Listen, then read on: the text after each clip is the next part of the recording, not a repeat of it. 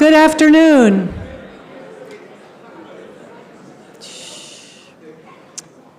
I'd like to welcome everybody to this incredibly crowded, great audience. I'm Bryna Craw. I'm president of the American Mathematical Society, and it's my pleasure to introduce Persi Diaconis. I will not tell you his biography. We'd be here all day. I could list all his prizes and twists and turns in his life, but I'm just going to let you read about it. It's a lot of fun. There are lots of places you can find and articles online. I'll just tell you one little story. I met Persi in 1987, which dates me and him. He was my actual undergraduate advisor. And in that fall, which I had never met him before, I said to him, well, I'm thinking of applying to grad school, and these are the places people told me to apply. And he took a look at that list, and he said, how about you apply to some top schools? And I did. I didn't get into most of them, but I did get into some, and it was great advice. And so I thought it was just very encouraging. So I've used this moment to say thank you. And without further ado, let me turn it over to Persi, who will talk about the mathematics of solitaire.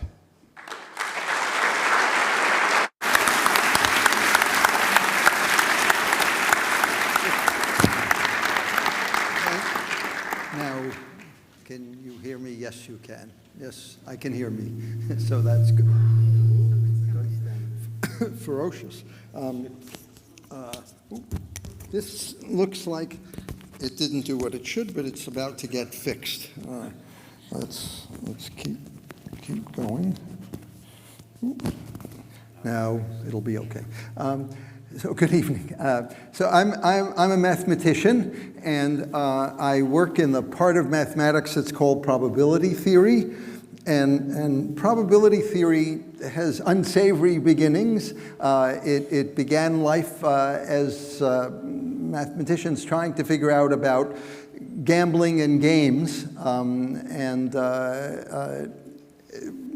and Pascal in the 1680s started talking to gamblers and trying to figure out what are odds and things like that. And from then to now, people have studied the mathematics of various card games of every sort. And it's one of the embarrassments of my subject that we can't figure out the odds of winning at solitaire. And I'm going to try to explain a little bit what I mean by solitaire, of course, but everybody has seen people play solitaire on their phones or on the computer or with actual cards, and how many people here have played solitaire? Yes, so, okay, bear with me. So we don't know the odds of winning, and if anybody can figure it out ever, I'll get you on the front page of the New York Times. I mean that. That is, people actually would like to know the answer, and we don't. We don't know how to play well. I can't give you advice about how to play well, neither can anybody else. They'll give you advice, but it's like most advice. And we don't know how the rules affect things, and there are various versions of solitaire. Can you deal 3 at a time, 1 at a time, switch piles or not? We don't know how the rules affect the answer to the first two questions. There are two things on the bottom of that slide to remind me to tell you about that. One thing is, in Las Vegas, you can buy a deck for $52, and you get $5 for each card you get up. And just how unfair is that game? I mean, because for sure it's not fair if they're letting you play it in Las Vegas. And when people hear I'm studying solitaire in a serious way, they say, well, can't you do it on the computer? I mean, you can do everything on the computer, can't you? Yeah. Nah. And I'll tell you one story, and then I'll tell you a real version of the story. This is a true story. When I was teaching at Harvard, the same time as Bryna was a student there, I had an undergraduate who did a senior thesis, and she loved playing solitaire. She said, I want to try to play solitaire, and I'm going to write a computer program to do it. And this was a while ago, and she wrote a computer program, which at that time was a fancy thing to do, and displayed cards. and her computer, program won, 11% of the time. And she came and she showed me her program, and I said, now we're going to do an experiment. We're going to take a deck of cards, shuffle it, record the order. You're going to play that. She was a serious solitaire player. You're going to play the hand with those cards, and we'll let the computer play with the same deck, and we'll do that 100 times. So it takes a week to do that, okay? This was Harvard, and the computer still won about 11% of the game, and she won about 18% of the games. That is, the computer can't do it because it doesn't know what to do, because we don't know how to tell it what to do. And as I'll explain, it's been very hard to get the computer to learn to do better. So just so that we're on something like the same page, I'll just do this for a minute. I am eventually going to talk about real solitaire, that's working. So in real solitaire, you deal 7 piles of cards. The first pile has 1 card on it. The second pile has 2 cards and 3 cards. You turn up these top cards, and then the rest of the cards are left in what's called the talon. And the idea is to get aces up, and so you can play, if you have an ace up, you can put it on the ace piles. If an ace came up, and then if the deuce of clubs came up, you could put that on, and so everybody knows how to play solitaire better than I do, but that's real solitaire, often called Klondike, and that's the game that we don't know how to play, and that's the game that people play literally millions of times a day. And so what am I going to talk about for the next 55 minutes or whatever it is? We can't do it. Well, I'm going to do what we always do in math. I'm going to find an easier problem that we can say something about, and that seems close to real solitaire. So let me tell you about simple solitaire, okay? In simple solitaire, we have a deck of cards, and the deck could be a normal deck of cards, ace of clubs, deuce of clubs, etc. And you have to make a suit order so that they're all distinguished. I'm just going to suppose that the deck is called 1, 2, 3, up to, and there are 52 cards as there are in a deck. So I have a deck of cards. Oop, I didn't want to do that, I don't think. And I don't want to do that. Nope. I'm going in the wrong direction. Nope, I want to go backwards, and you can see what's coming. Okay, there we were. The deck is called, ordinary cards. And here are the rules. You turn up the cards, they're shuffled up, of course. You turn up the cards one at a time. And the rules are very simple. You can play a low card on a high card. So if if there's a 6 showing and you turn up a 2, you can put the 2 on the 6. Okay, that's, and if you turn up a card that's higher than any card showing, then you have to start a new pile. Those are the rules, and we'll play through a game so you get the idea. Those are the rules, and the goal is to make as few piles as you can. So here's a deck of 10 cards. The top card's a 7, the second card's a 2, the next card's an 8, and there's a 5 on the bottom. Okay, I wrote them that way. And so you start playing solitaire. So you deal a 7, there it is. The next card's a 2, okay, you can put the 2 on the 7. Okay, the next card's an 8, it's higher, you have to start a new pile. The next card's a 1, and I could put the 1 on the 8, or I could put the 1 on the 2, right? Sort of sensible to put the 1 on the 2. You don't waste time or energy or card values. The next one's 3, you could put it on the 8, and you can keep going. The 4 had to be played here, and you can think through. And at the end, we wound up with 5 piles. Okay, that's if you play through this game. So this is a game you can play, especially if you have to figure out, maybe while you're watching television, but people do play this simple solitaire. I'll explain more about why it's interesting in a second. So now if I do that, the aim is to get as few piles as possible. Okay, and so if you try to think, well, how should I play? You know, I turn up a card. If I can put a card on one card or another, maybe I should put it as far to the left as I can. That's a simple strategy, just like I did. I played the 1 on the 2 and not on the 8. So I should put cards as far to the left as you can. So what's the chance that if the cards are shuffled and I play through this, I wind up with all the cards in one pile? Well, it's almost impossible, but let's think it through for a second. So how could that happen? Well, the only way it could happen is if card N is on top, and then card N-1 is next, and I just, well, that's very rare. The cards would have to be in perfect order, right? N-1, reverse order. And so the chance of that happening if you shuffle the cards up is 1 over n factorial, we call it. And just to remind you, 1 over 52 factorial is around 10 to the 68th. If all of the atoms in the world were little computers, they never can run through all the arrangements of a deck of cards in the history of the universe. It's a big number.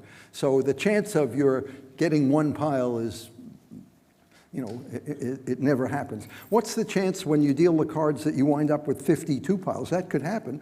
If you turn up card 1 and then 2 is next, well, you have to put it there, and 3 is next.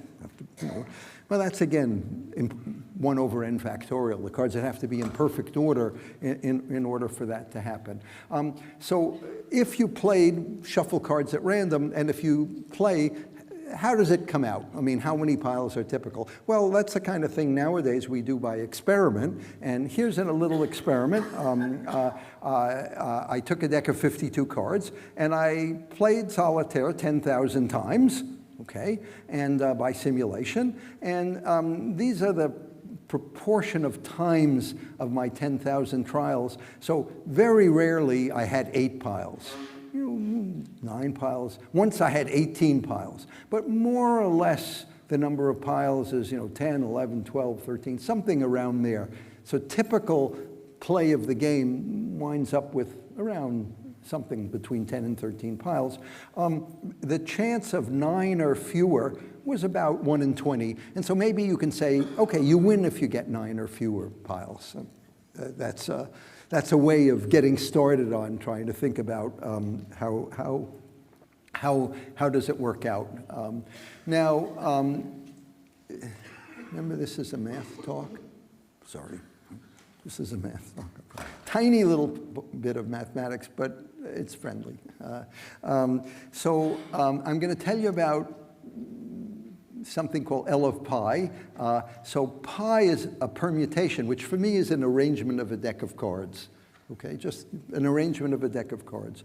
And L of pi, where is it? L of pi is the length of the longest increasing subsequence in that permutation. So for example, here's the deck of cards I just worked with, and I want to find an increasing subsequence. There's 2, 3, 4, 6, 9, right? And if you look, that's the longest you can get. You don't have to use the 2. You could do 1, 3, 4, 6, 9. But the longest increasing subsequence in this permutation is of length 5. Okay, and here's the only theorem. Every talk should have a theorem. The only theorem in this talk is the following. If you use that strategy of always playing to the left, if you play to the left, you always get L of pi piles. So the number of piles is the length of the longest increasing subsequence, and any strategy will do worse, or at least no better than that. And bear with me, here's a little tiny proof, but I want people to see what a proof looks like, because you can understand this in the air. So suppose I have an increasing subsequence, like this one, in my deck, right? And so there's some increasing subsequence in the deck. And now I'm turning the cards up one at a time, and I get to my first point in my sequence, say 2, right? Well, because it's an increasing subsequence, and the only cards that can go on top of the 2 are the 1, if it happens to be. But none of the cards in my increasing subsequence can ever be played on that pile, because you can only play a low card on you can only play a low card on a higher card, and my increasing subsequence will never be played on that pile. And when the next one turns up, all the cards in the increasing subsequence will have to be played on different piles. And so if you try to think about it, and you could think about it in this example, or you could think about it however you want to think about it, if you have an increasing subsequence in the deck, the number of piles has to be bigger than that increasing subsequence, because those increasing cards have to go in different piles. So translated, that says that the number of piles is bigger than or equal to the length of the longest increasing subsequence, because you have one of that length. And now there's the other part, which is, suppose you played the game and you look at the last card that you played, right? The reason you played the card there, so you have some number of piles, 7 piles when you play the game. You put the last card down. The reason you put it there was because all of the cards that were to the left of it had lower numbers. So that means that there's a card in the pile just to the left of the last pile, which of course came before in the deck, because the way the game is played, which has a lower number. And if you keep going, you'll find that you can make, if you played the game and you have L piles, and if you always play to the left, there is an increasing subsequence of length the number of piles. And so that's the inequality that goes in the other way. No, let's try that. So that's our little theorem. That is, the length of the longest increasing subsequence is the same as the number of piles if you use this strategy. Now, this feature of a permutation, the length of the longest increasing subsequence, occurs in other parts of life.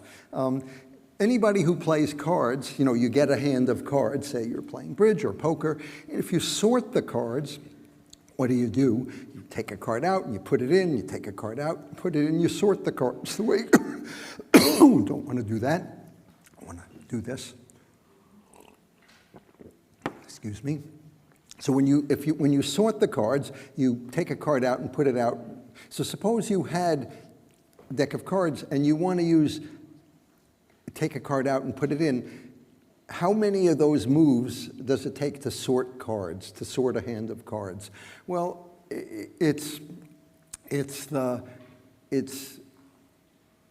is, of course, if the cards are already sorted, you don't have to do anything. The number of insertion-deletion operations it takes to sort cards is n minus the length of the longest increasing subsequence. So that's actually where we first had to come across it. Here's a thing that I find interesting. Suppose I gave you a permutation of length 100. Okay, and I said, what's the length of the longest increasing subsequence in it? Well, you could try, this one, there's a bigger one, there's a bigger one. Well, no, but if I do this, and it's not so simple to figure out what the length of the longest increasing subsequence is. It's easy to play the solitaire game. Just play the solitaire game. And that tells you what the length of the longest increasing subsequence is. And it's a little theorem that the fastest the fastest way to compute L of pi is by playing the solitaire game. And that may seem okay if I say so. That math fact, when you translate it, gives us the standard way of computing the distance between two DNA strings. That is the standard fast algorithm given to strings of your DNA, and you want to know how close are they together. This algorithm, the solitaire algorithm, translates into the standard way of doing that important practical problem. Here's not a math fact, but it's a truth. I claim that playing the solitaire game is the fastest way for a human to sort n cards. So suppose you wanted to check are all the cards in the deck. Well, you could try to sort them into order and see if they're all there. Here's how you do it with solitaire. You have your deck of cards, play the solitaire game. So turn up a 2, turn up a 7, there's a 1, put it on the 2, play the solitaire game. When you're finished with the solitaire game, card labeled 1 is face up someplace because nothing could go on top of it, right? When it gets played, nothing goes on top of it. So pick up 1. Then card labeled 2 will be face up. Pick up 2, 3, 4, 5. So you, for free, sort them, right? I mean, you can instantly sort them. So I claim that that's the fastest practical way for a human being to sort cards. Now, that's, of course, not a math statement, but if you're at somebody's barbecue or it's late at night or you've had a couple of drinks, try different ways of sorting. You'll find this is the fastest way to sort. Or if you're an academic and you want to sort 200 blue books, you can. It really is the fastest way to sort. It also, the L of pi is at the heart of one of the deepest problems, deepest theorems in my subject. And I'm not going to try to explain it, but at least let me tell it to you. It's one of my favorite theorems, and I'm involved in it. So suppose I shuffle a deck of cards, and I want to know, okay, how big is L of pi for typical permutations? Is it like of order n or of order log n, or how big is L of pi? Well, the Bike-Johansen theorem, 3 wonderful mathematicians, proved this theorem, which says the probability that L of pi, the mean is 2 times the square root of n, and if you divide by n to the 1/6, that doesn't come up all the time. And look at the chance that L of pi minus its mean over its standard deviation is less than or equal to x. That's well approximated by a nice limit if n is large. And that limit is called the Tracy-Whittam distribution. I won't try to tell you what that is, but I do want to tell you something about it from another point of view. So this theorem was a central theorem in integrable probability and areas that I work in. Now, this same exact statement comes up all over the place, and I see a typo, but I'll explain. Suppose I pick a large random matrix, an n by n random Hermitian matrix, GUE, if you're technically following. So pick a large random matrix. Matrices have eigenvalues. How big is the largest eigenvalue of a typical matrix? Well, it turns out that the mean is 2 root n, and that should be n to the 1/6. It says n to the 1/2, but that's a mistake. L of pi minus 2 root n divided by n to the 1/6 also has the same Tracy-Whittam distribution. The same statistics occur in hundreds now of real problems. For example, some guys looked at parked cars in the streets of Zurich, okay, and they measured the distance between parked cars. Now, the Swiss are very careful people, and so people park pretty regularly. And but if you make a histogram of those distances, it looks just like the Tracy-Whittam distribution. And similarly, the distance between the times of arrival of subways in the New York subway system, or between the buses in Cuernavaca, the bus arrival times in Cuernavaca, they all follow this Tracy-Whittam distribution to good approximation. Similarly, if you put down a coffee cup, sometimes there are rings from a coffee cup. Suppose you have a ring and you subtract off the circle and you look at the differences between the ring and the best fitting circle. You make a histogram of those distances. That's Tracy-Whittam too. For people who like number theory, the zeros of the Riemann, the spacings between the zeros of the Riemann zeta function, we can't prove that, but empirically, they certainly seem like Tracy-Whittam. if you take a sheet of paper, don't try this at home, if you take a sheet of paper and you burn the bottom of it, up it'll go. And if you look at the shape of the burning curve and you subtract off a parabola and look at the fluctuations, that's Tracy Whittem. And there were hundreds of other stories. And Tracy Whittem was born from the considerations that I told you about, namely from solitaire and from random matrix theory. But so this same limit theorem occurs all over the place, and it's new. It wasn't something that the ancients knew about. It's changed the face of our subject. Now we find Tracy Whittem every place and a handful of other new distributions, and that's a wonderful thing about thinking about real problems. Sometimes you stumble on something that's new. Okay, that's enough about, that was simple solitaire, right? That was my toy solitaire. So it's time to own up and tell you about real solitaire. So everything else is about real solitaire now, right? Good. I'll tell you what version, but the version to think about is, I hate to say it, but it's the version on Microsoft computers that is, you see a display of cards, you turn over cards 3 at a time, and if you remember what that means, and you can go through that pile as many times as you want, and then Microsoft allows you to split piles, so in the middle of the hand you can take some cards off one of the piles and put them on the other. And so if you're in the middle of playing real solitaire, there are only a few things you could do, right? If there's an ace up, you can put it forward, or you can put cards onto the ace pile, or you can turn over 3, or you could split piles. There are only a handful of things you could do. Suppose you just say, like an idiot, I'm going to choose one at random. I'm just going to choose a legal move that I can make at random.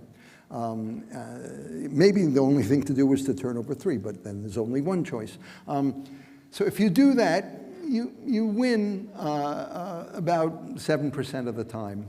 Well, it's not 0, it's 7% of the time. I mean, it's what it is.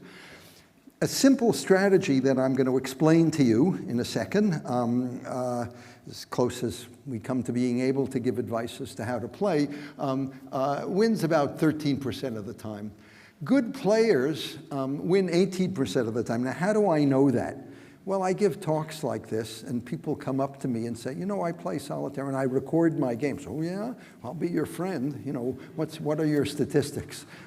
So it's not math, it's not a theorem, but from a lot of experience, good players win about 18% of the time.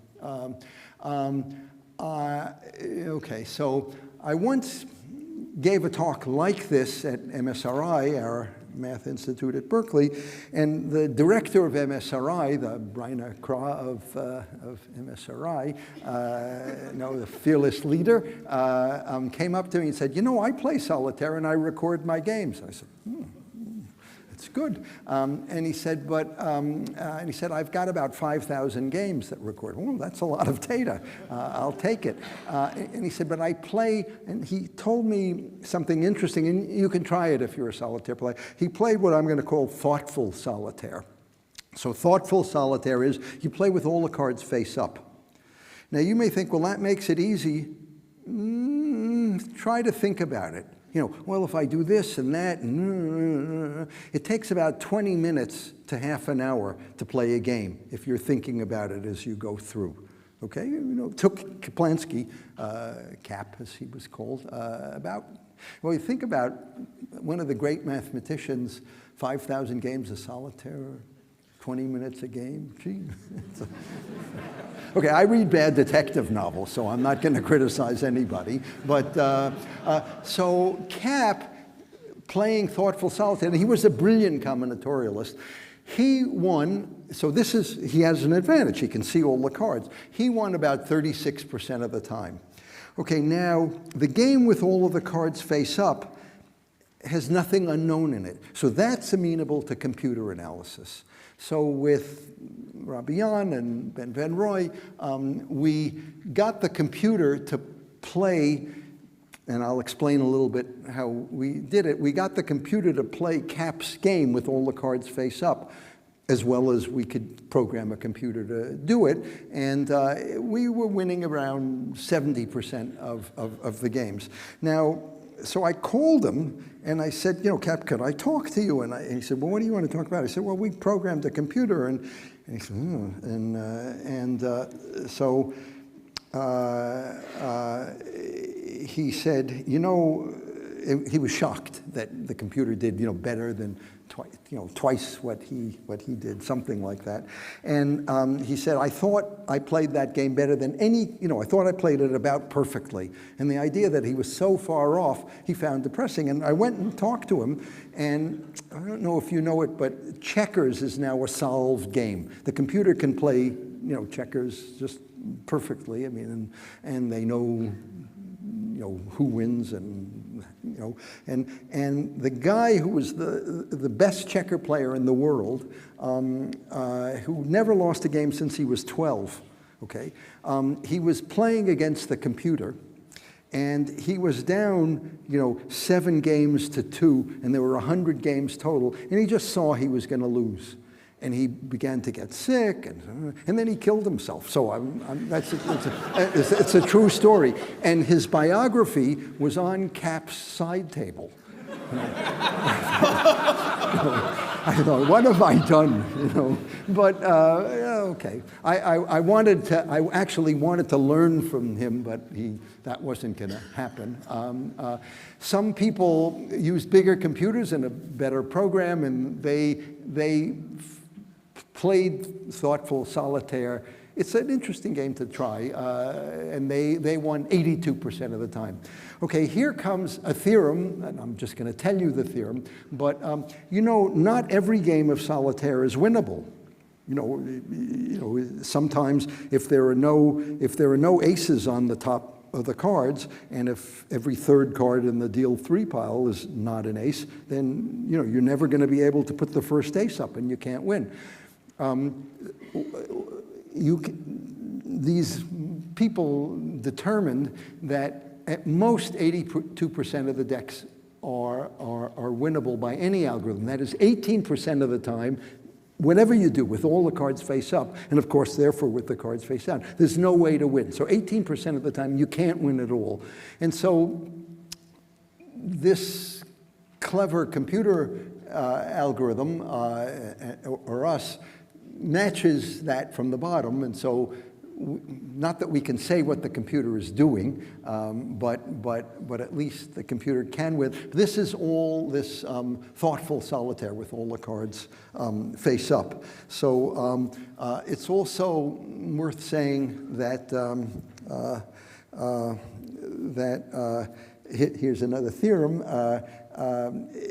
If I show you a solitaire game in the middle, and I ask, with all the cards face up, is it winnable or not? Well, of course, in theory, you can figure that out. It's what's called a sharp P-complete problem, or here, NP-complete problem, because it's answering yes or no to that question. So you can't do it. I mean, if you had a way of looking at all of the cards face up and saying for sure whether you win or not, then you could solve, you know, hundreds or thousands of other problems that nobody knows how to solve. So basically, we all think you can't do it. Now, somebody told me just before the talk that what's the program that what?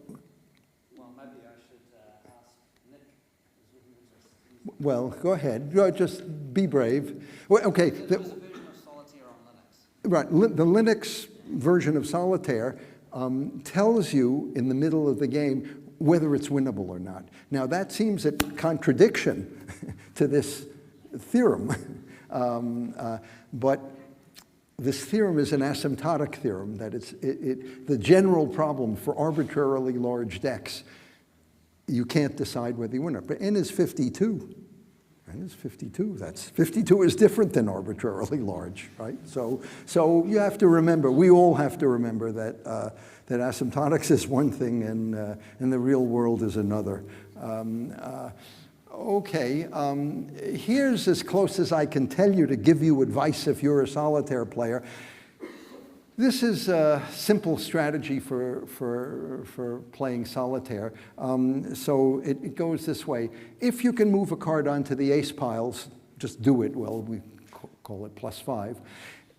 If you move a card from the talon, the 24 cards, if there's a card that can be placed onto the face-up piles, then that's also +5. In principle, you're allowed to take a card back from the ace pile. Never do that. That's -10. This is about splitting piles if you know how to play solitaire. And the rule is the score for splitting piles is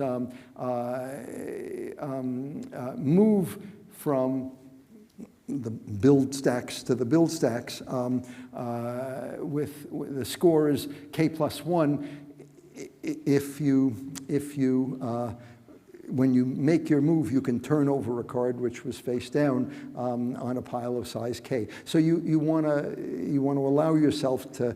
It's more likely, you want to make it more likely that you can turn over a card from the big piles with the unknown cards. So that's a simple strategy. And if you choose a legal move with the highest score, that wins 13% of the time. It's not great. It's not good as not as good as the best human players, but it wins about 13% of the time. And the little paper I wrote about it is solitaire, man versus machine. Okay, sorry about that. Next, how did we get up from 13% to 70%? This is an important idea. It's what's behind AlphaZero, MuZero, and all of the computer programs that play Go and chess well. It's called rollouts. These are tree search algorithms. Suppose you have some strategy for playing solitaire, okay? Like the simple strategy I just told you about. From a configuration, you're in the middle of a game. From the configuration X, you're just in the middle of the game. Your strategy moves, it tells you make this move, h of x. Okay. Here's what rolling out does. It changes that strategy to a new one, which I'm going to call h prime if you're in the configuration X. And here's how you decide about h prime. You're at X. The cards are in this position. You look at all the possible legal moves that you can make. You try with each of them. You make that move, and then you play the rest of the game using your old strategy. Okay, so you maybe have 3 different legal moves, and you play through. And if one of them wins, then you change from h of x to h prime of x. So that's called rolling over the strategy, and you can iterate that. So your new strategy would, if you happen to be at X, would be to make this winning move. You can iterate that and improve it to make h prime, h double prime. You can iterate h prime to h double prime, and you can keep going.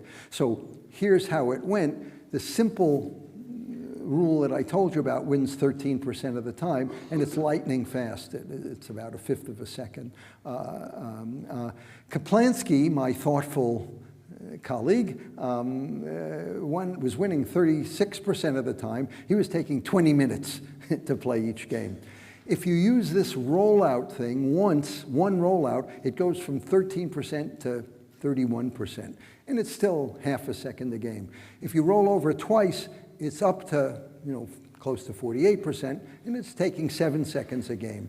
And if you roll out more and more, your score goes up, and so 5 rollouts, employing this strategy 5 times, you wind up winning 70% of the time, and that, even with fast computer programs, that takes an hour and 45 minutes to play each game. Okay, I mean that's the idea of these tree search algorithms. Okay. Everything I've been talking about up to now has been just now with all of the cards face up. In order to do rollout, you need to know what the cards are. A breakthrough happened a few years ago, and it was a paper by these three guys. And the paper is called Lower Bounding Klondike Solitaire with Monte Carlo Planning. And this is a version of the tree search rollout algorithm. And this is for real solitaire. That is, all the cards face down, turn up 3, you're allowed to split piles. It's the version that everybody plays. This is for real solitaire.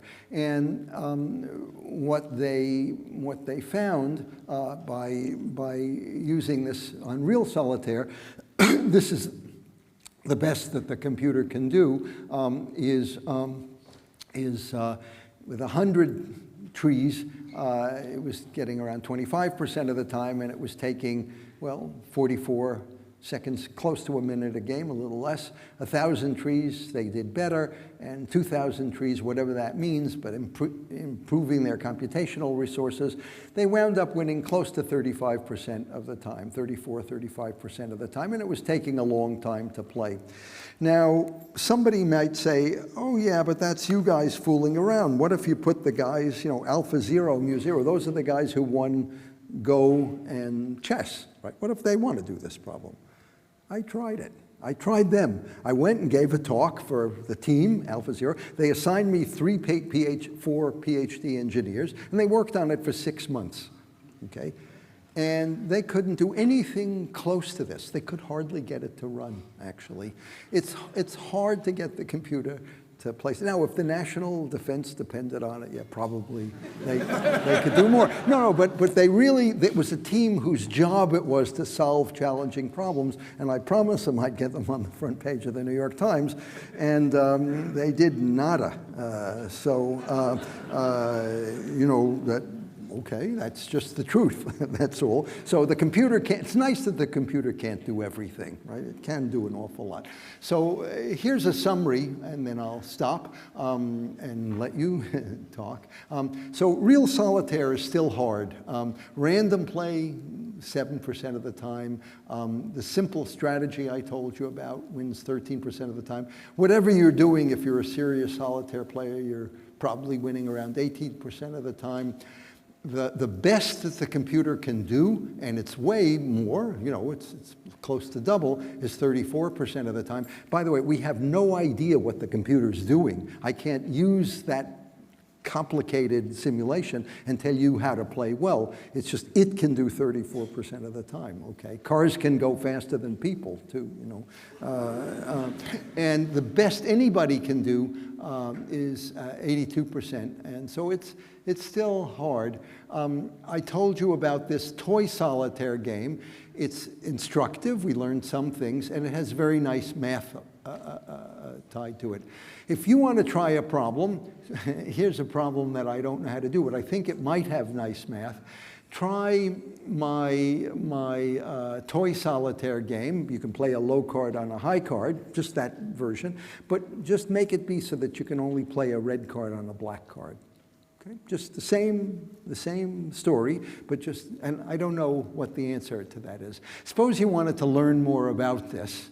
Well, one place to learn more about it is a paper I wrote with David Aldis, Longest Increasing Subsequence from Patient Sorting to the Bike-Dife-Johansen Theorem, and it pretty much tells you this story with a lot of theorems I haven't told you about. And the reason I put this last paper on, paper by Ivan Corwin, is the math of solitaire, this Bike-Dife-Johansen theorem, Hammersley's process, the stuff I did on it too, changed the field of integrable probability. And it just opened up a whole new world. And Ivan is a wonderful young probabilist, and he was asked by the Bulletin of the American Math Society to write about the paper that most affected his field.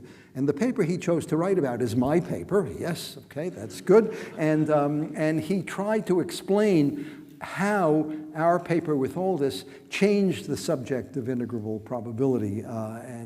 His paper is called From Patient Sorting to the Bike-Dife-Johansen Theorem, and it's a update. So working on toy problems can be interesting both in theory and practice. That's what I wanted to tell you. Thank you.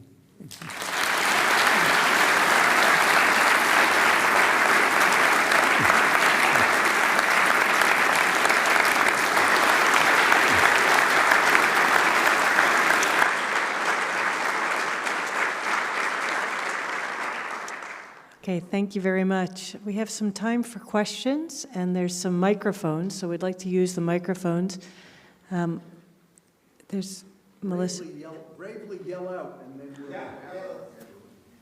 we'll... I'll repeat your question. Go ahead. Yeah.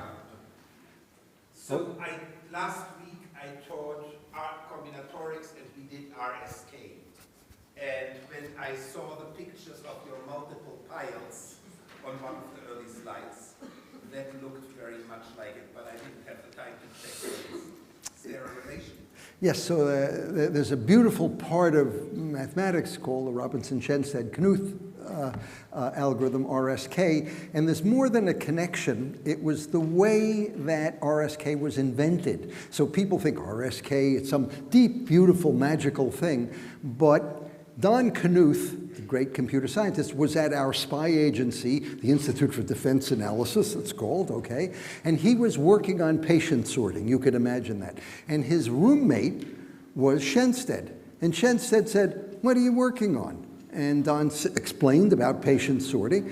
And Shenstedt came back the next day and said, "Well, you know, you don't only have to keep track of the cards on the top of the pile. When you put a card on top, you can do whatever you do in RSK." And he invented RSK for solitaire.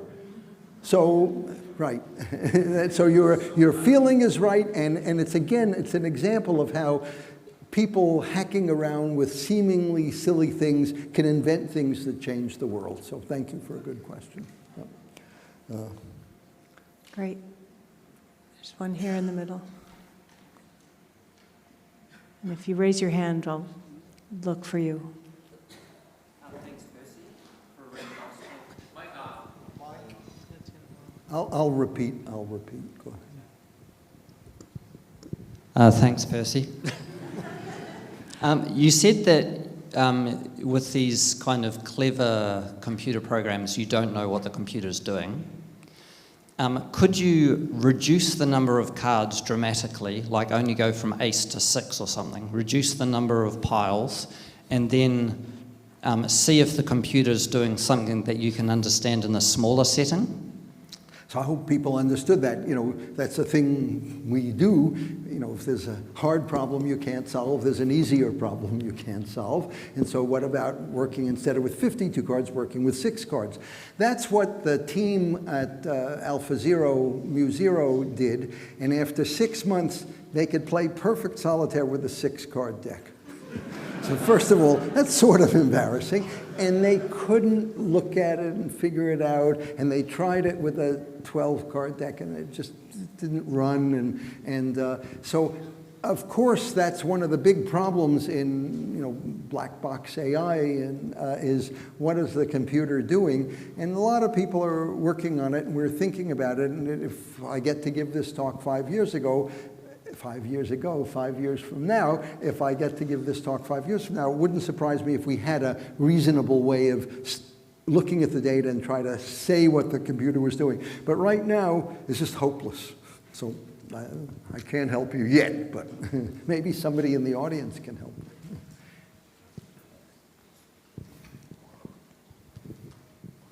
Thanks. In simple solitaire, the first 2 things were +5. Does that mean they're equally as good to do? Or is yes, that and choose okay. at random. Okay. Choose at random. That was the rule is if there's a tie, choose a legal move at random, right? And that's basically the Microsoft scoring rule. Microsoft, when you play, it assigns a score to how skillful you are, and that's where we started. I'm embarrassed to say, but okay. And no, but then we improved it, but I can't tell you how we improved it because I don't know where we got to.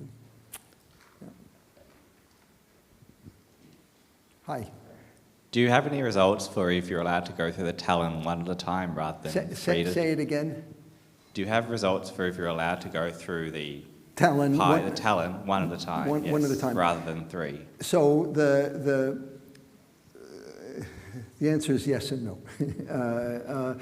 So the way the algorithm that was analyzed and the algorithm that this this was done, you were allowed to go through the talon, the down cards, 3 at a time, and then you could do it as much as you want. If you play the Vegas version, where you pay $52 and you get $5 for each card you get up, you go through 1 at a time, and you're only allowed to go through once. And whether you're allowed to go through multiple times or just once, that's a big difference. And we do think that going through 1 at a time is a help, but that's based on talking to people who play solitaire for a living, basick and I haven't done the simulations. It could be done. It's a fair amount of work, to do one of these things, and it's a good question. It does seem to help going through 1 at a time, and being able to do that as much as you want does seem to help. It makes a 2% difference, that kind of thing. Not a big difference. But here's a thing I want you to do. So how could I figure out, what are the odds of winning at solitaire? Well, one thing would be to make a website where people can play and we record, but and so there are websites when you can play solitaire, but they just make up the numbers. I mean, when they report their averages, what proportion of times they win, they're completely unrealistic. I know that because I know enough about it to know that the best computer programs can't do 70% winning, and the solitaire sites are saying, our players win 70% of the time. Yeah, sure, like so much other information out there. So I haven't incorporated them. It would be doable, and it'd be a nice senior thesis project. She wrote her senior thesis. It's a wonderful one, too. Other questions? Anybody over here? There's one right in the front. So 82 is an upper bound with complete information in a priori. So what if, say, the real version, and is there any similar upper bound? Like, suppose you are following certain reasonable pattern, you're actually having a strategy, not like omnipotent.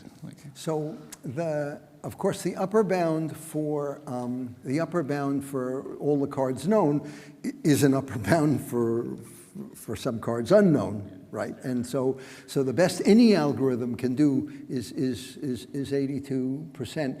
I don't know how to do that for real solitaire. One might look at the paper that got the 82% upper bound, because it's quite it's Monte Carlo finding, but I think of it as a theorem. They generated 1 million hands of solitaire, and then they calculated exactly by a clever backtracking algorithm what proportion of those were winnable. And of course, sometimes their backtracking algorithm had to abort because it was running too long, and that was maybe 10 hands out of 1 million. So I think it's a very solid number, the 82%, but it's not from an exact count either. So one could look at their paper and try to think how I could do it for FaceTime, but I don't know. It's a good question. I don't know. It's a good question. So before we give Persi another round of applause, there's a little present for you from the New Zealand Math Society that's going to keep you busy figuring out how many ways you can balance kiwis. So that'll keep you busy, I think, a little bit. But let's thank Persi again. Thank you.